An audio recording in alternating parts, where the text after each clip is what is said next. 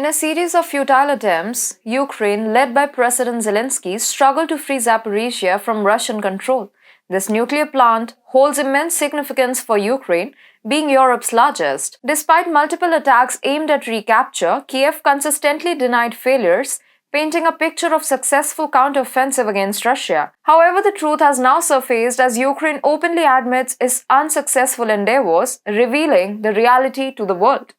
Hi and welcome, I'm your host Vedika. Let's begin. Recently, Kirill Budanov, the head of Kyiv's military intelligence, admitted that Ukrainian commandos failed 3 times in their attempts to infiltrate Energodar, the city in Russia's Zaporizhzhia region, housing Europe's largest nuclear plant. This disclosure, reported by NV, sheds light on the unsuccessful operations. The International Atomic Energy Agency, concerned about safety risks near the Zaporizhzhia plant, has warned about hostilities in the area. Efforts to establish a no-fighting zone around Energodar between Russia and Ukraine, mediated by IAEA, have been fruitless. Tragically, last week, Ukrainian commandos faced casualties and captures during a Crimea landing after Russian warplanes attacked their watercraft. The Russian Security Service, FSB, reported that survivors claimed the operation aimed to film troops holding a Ukrainian flag on Russian soil. In August 2022, the initial attempt to seize control of Energodar involved Ukrainian commandos crossing the Kakhovka water reservoir on civilian speedboats. Subsequent efforts included a major operation with hundreds of troops, including foreign fighters.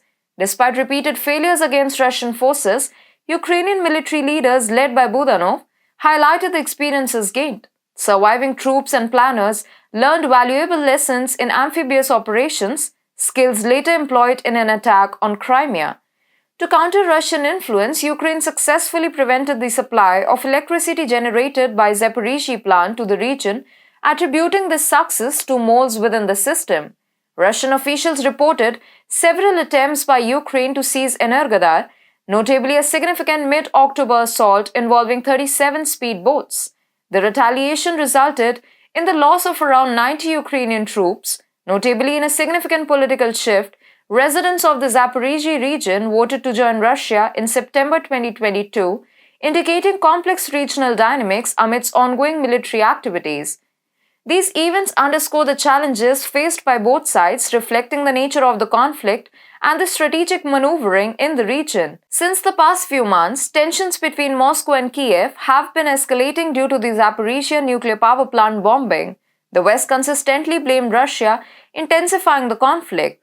Moscow's request for a UN-backed investigation triggered fears in Ukraine, leading to attempts to obstruct the investigation.